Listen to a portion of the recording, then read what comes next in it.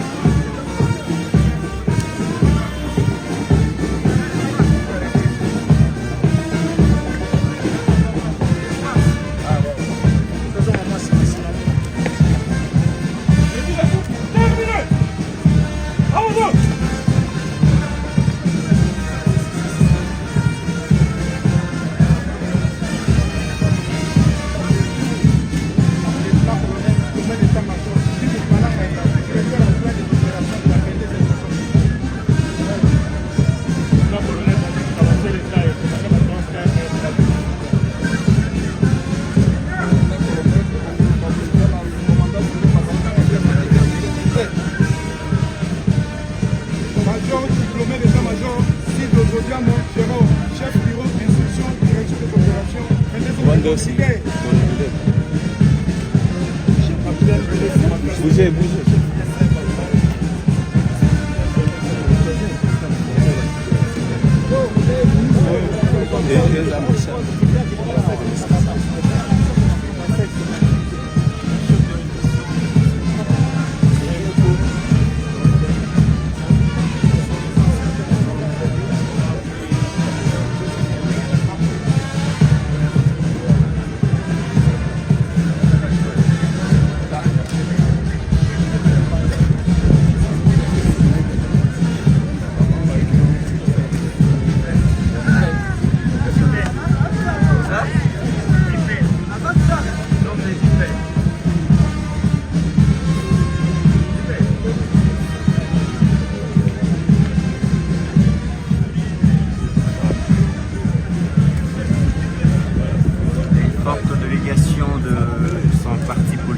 ACR.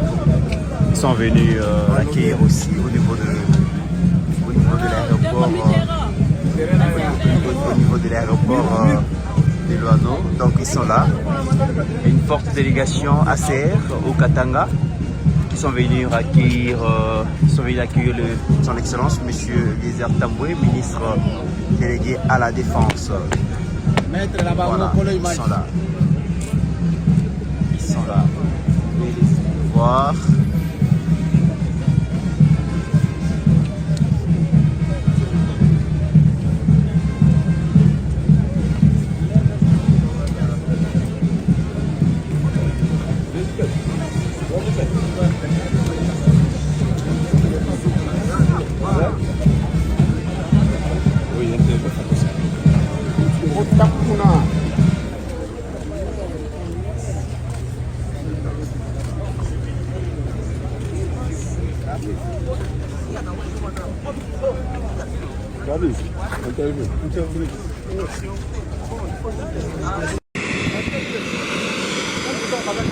Arrivée par un vol régulier, la délégation conduite par les ministres d'État, ministre de la Justice et garde des Sceaux Guillaume Nguefa a été accueillie à l'aéroport de Kolwezi par les ministres provinciaux de l'Intérieur et Sécurité, Roy Kaumba Mayonde Philippe, ainsi que les secrétaires exécutifs du gouvernement provincial, Jules Kabouit.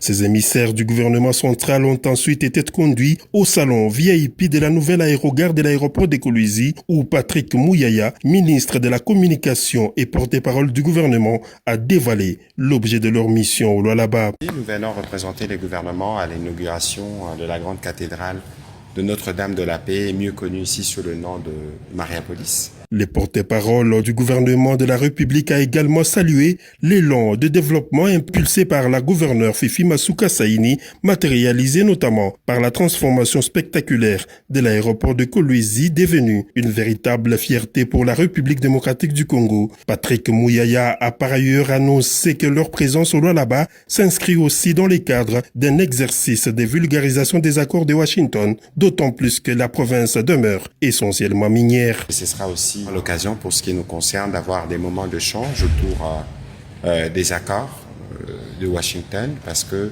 il s'agit d'une province minière.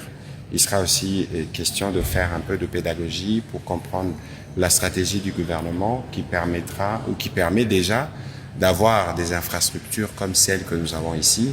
Et nous pensons que tout le potentiel minier qu'il y a dans cette partie du pays, avec les investissements qui pourront être dégagés des accords de Washington, on pourra davantage créer de l'emploi et créer des opportunités pour nos jeunes qui sont dans cette partie. Voilà l'objet essentiel de la visite. Bien avant leur arrivée, une autre délégation composée de députés nationaux et sénateurs était déjà à Kolwezi pour prendre part à la cérémonie d'inauguration de la cathédrale Sainte-Marie-Reine de la Paix Mariapolis, prévue les dimanches 15 février 2026.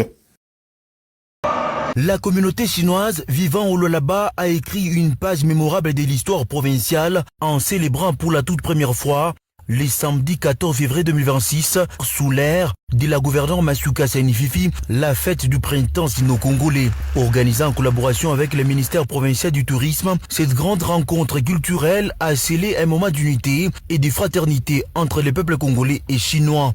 Dans la somptueuse salle du village des congrès, magnifiquement décorée aux couleurs symbolisant prospérité et bonheur, les vice-gouverneurs Clément Mufunji, sénateurs, députés nationaux et provinciaux et plusieurs autorités politico-administratives de la province étaient présents. Le président de la Chambre des commerces chinoise en République démocratique du Congo a salué la qualité des relations sino-congolaises avant de réitérer la volonté de son organisation de contribuer activement à travers des partenariats gagnant-gagnant au développement de la République démocratique du Congo. En vidéoprojection, l'ambassadeur de la République populaire de Chine en RDC a adressé ses messages de vœux à la population congolaise et à l'autorité provinciale. Il a salué l'hospitalité légendaire du Lualaba et encouragé la consolidation des liens d'amitié et de coopération entre les deux pays. L'organisation d'activités festives dans la province du Lualaba est une manière concrète de mettre en œuvre le consensus parvenu entre les dirigeants chinois et africains de renforcer les échanges et la compréhension mutuelle entre leurs peuples. Cela montre aussi la volonté et l'enthousiasme du gouvernement provincial, dans un esprit d'ouverture et d'inclusivité, de faire de la fête du printemps une plateforme importante d'échanges culturels et de rapprochement.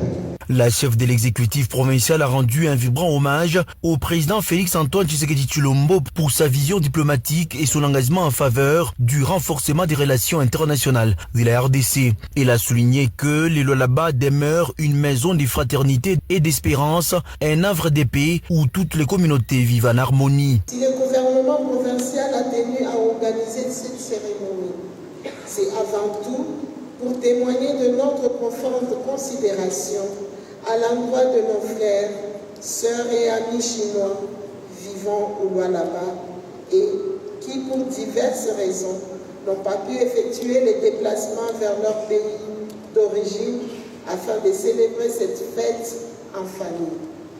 Ce soir, le Lualaba devient votre famille. Notre province devient votre maison d'espérance et de fraternité.